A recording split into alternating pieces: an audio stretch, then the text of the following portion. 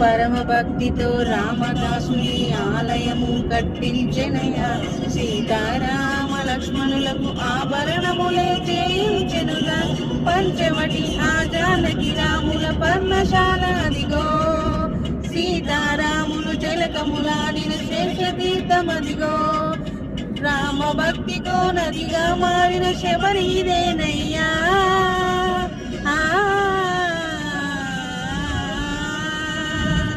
రామ భక్తితో నదిగా మారిన శబరి ఇదేనయ్యా.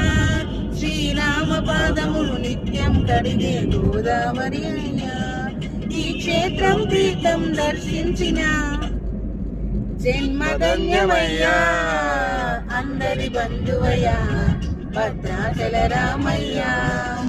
ఆదుకునే ప్రభువయ్యా మా అయోధ్య రామయ్యా.